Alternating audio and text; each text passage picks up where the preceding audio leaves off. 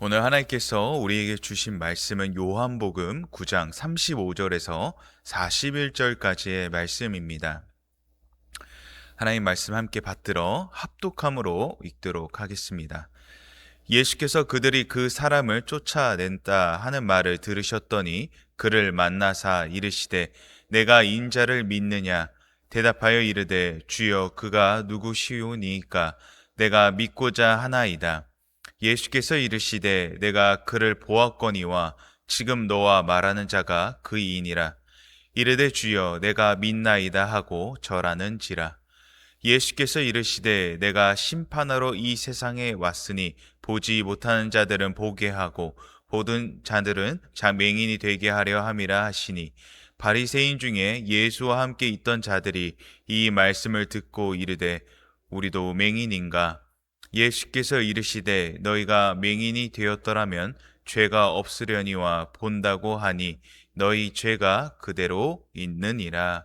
아멘. 오늘 끝으로 이제 요한복음 9장을 마무리하게 됩니다. 저번 주 이 맹인에게 이적을 행하신 예수님을 향한 이 불신으로 시작된 이 바탕이 실제로 이 그 기적을 경험한 사람조차 거짓 죄인으로 몰아가는 이 적대적 유대인들의 모습을 살펴보았습니다. 이를 통해 잘못된 신념을 가지면 이것이 얼마나 무서운지를 잘 알 수 있는 장면이 되기도 합니다. 율법의 목적이 하나님을 위한다고 했지만 정작 자신들의 안위와 권위를 위함으로 이 변해버린 목적이 결국 하나님보다 자신들의 위에 있음을 잘 보여주는 사건이라는 것이죠. 그렇게 그토록 그들이 바라고 원했던 메시아조차 알아보지 못할 정도로 그들의 신념은 거짓된 믿음이었다라는 것을 알게 합니다. 이제 본문으로 돌아가 이제 예수님은 죄인 취급을 받은 이 맹인을 예수님께서 부르시는 장면입니다. 35절에 내가 인자를 믿느냐라고 예수님께서 물어보십니다. 인자는 무엇입니까? 하나님의 아들을 뜻합니다. 즉 예수님의 질문은 너가 하나님의 아들을 믿느냐라고 물어보신 것입니다. 예수님은 왜 이와 같은 질문을 하셨을까요? 이는 예수님을 따라와 치유받고 말씀을 들으러 온 자들 또는 그들이 하나님의 아들이심을 예수님을 믿는 것이 아니라 예수님께서 기적을 치유하기 위한 어떤 선지자로서 존경하기 위해서 그들이 모였다라는 것을 이 예수님의 질문을 통해서 우리는 알 수 있습니다. 실제로 예수님이 잡혀가실 때에 많은 이들이 예수님을 떠났던 이유가 예수님을 믿었던 것이 아니었다라는 것을 알게 한다라는 것이요. 그렇기에 이 맹인에게 물어보신 이유는 내가 너를 치료한 자로서 그저 존경하기를 원해 선지자로서 너도 나를 받아들이기 원하느냐? 아니면 너를 치료한 자가 하나님의 아들임을 너가 믿느냐라고 그렇게 질문하신 것입니다. 예수님께서 이와 같이 물으신 이유는 앞서 맹인의 부모가 이 맹인이 치유받았던 사실을 증거하기를 거부했었죠. 그 이유로 자신의 아들이 치유받았다고 하면 이 바리새인들에게 신성 모독죄를 옹호한 자라고 이 유대 사회를 쫓겨날 것에 대한 두려움이 있었습니다.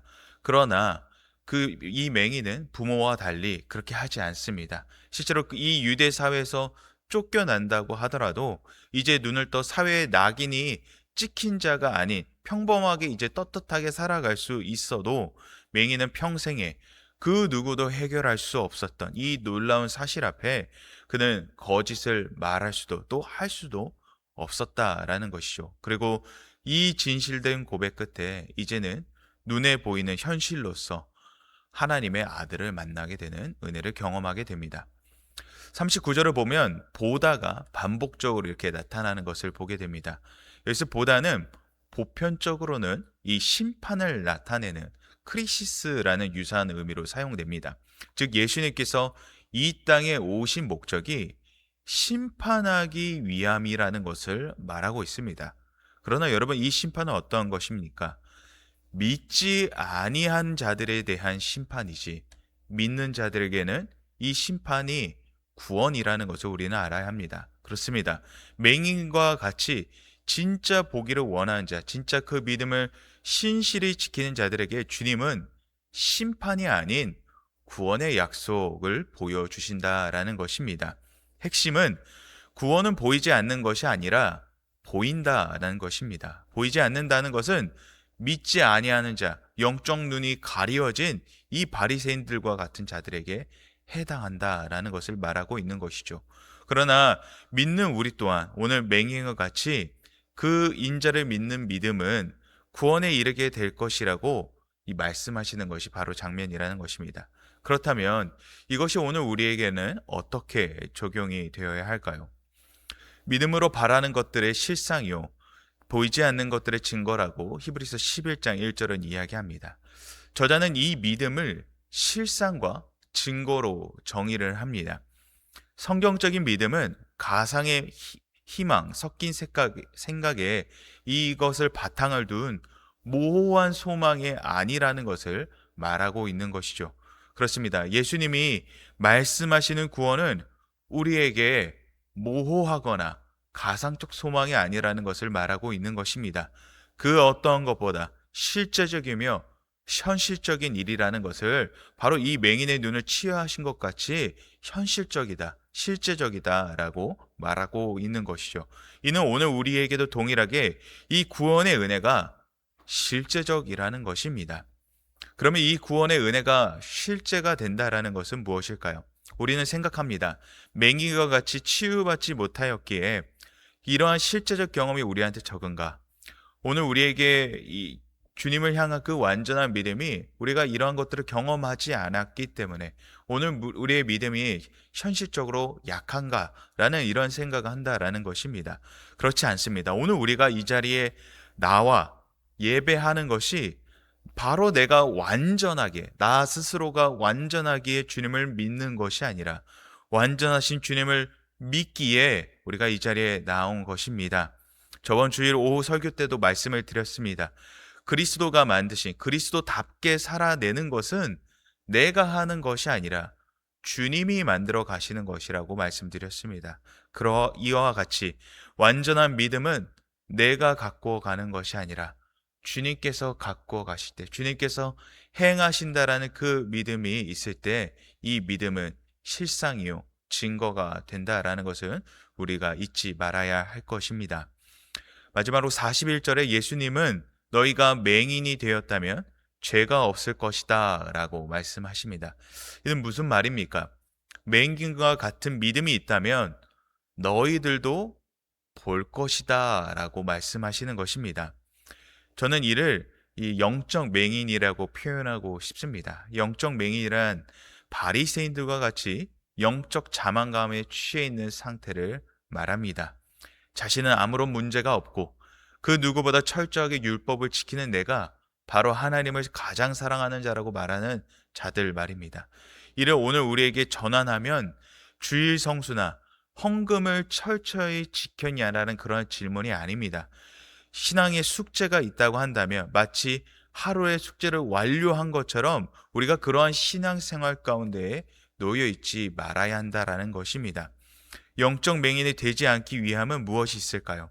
그 안의 의미를 되새겨 본다라는 것입니다. 바리새인들은 자신의 높은 지식을 곧 믿음의 성적순이라고 여겼습니다.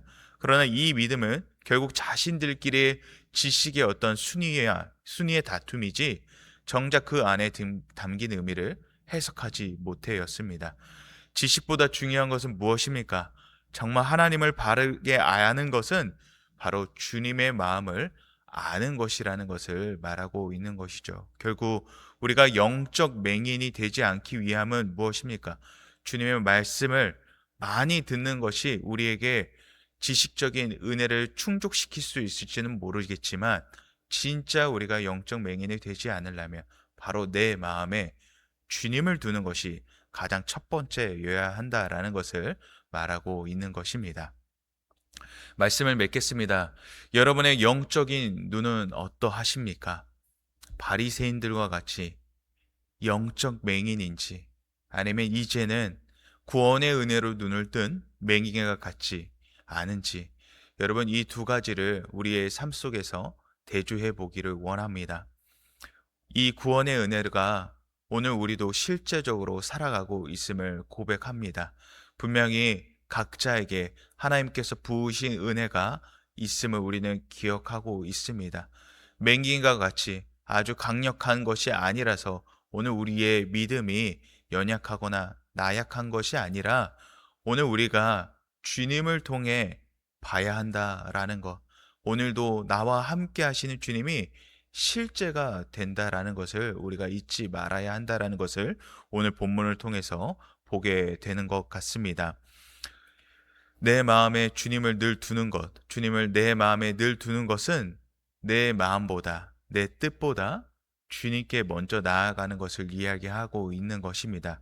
그렇게 한 걸음씩 주님을 구하며 주님의 말씀을 따라 나아가다 보면 오늘 우리 가운데 일하시고 계시는 주님을 발견하게 될 줄을 믿습니다.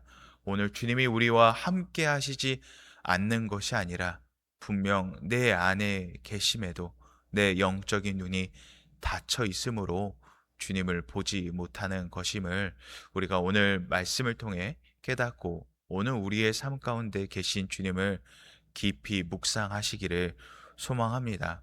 여러분 분명히 주님이 우리 안에 계십니다. 강력한 이 어떠한 일들이 우리가 주님이 우리와 함께 하신다라는 증거하는 것이 아니라 이미 여전히 여러분 곁에서 말씀하고 계시는 분이 우리 주님이 일하시는 것임을 우리가 잊지 않기를 바랍니다. 우리가 함께 앞에서 찬양으로 주가 일하시네를 고백했습니다.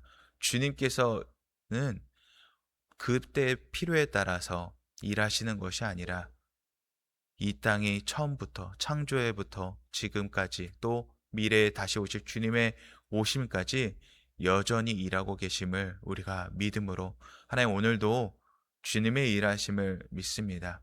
오늘도 나에게 하나님과 같은 하나님의 마음으로 바라보는 그러한 영적 시야가 열리게 하여 주시옵소서라는 마음으로 나아가는 우리 아름다운 교회 성도님들이 되시기를 주님의 이름으로 축복합니다. 기도하겠습니다. 살아계신 하나님 아버지 감사합니다. 하나님 우리의 믿음의 연약함 속에서 주님이 일하시지 아니하신 것이 아니라 하나님 여전히 주님 일하고 계심을 믿습니다. 하나님 영적 맹인이 되어 하나님의 일하심이 아니라고 부정하지 않는 인생이 되지 않게 하여 주시옵소서. 더 많은 지식과 더 많은 은혜를 갈구하기 이전에 하나님 이미 내 안에 계심으로 내 안에 계신 주님을 겸손히 또 묵상하며 나아가는 우리 모두가 되게 하여 주시옵소서. 오늘도 말씀하시는 주님의 음성에 따라 귀 기울이며 나아가기 원합니다. 주님, 오늘도 내 옆에 계시지요. 그 믿음에 따라 오늘도 나와 함께 하신다는 그 믿음에 따라 주님과의 동행을 끊임없이 이루며 나아갈 수 있게 하나님 인도하여 주시옵소서. 주님, 주님보다 앞서가지 않는 인생이 되게 하여 주시옵소서. 감사드리며 예수님 이름으로 기도합니다. 아멘.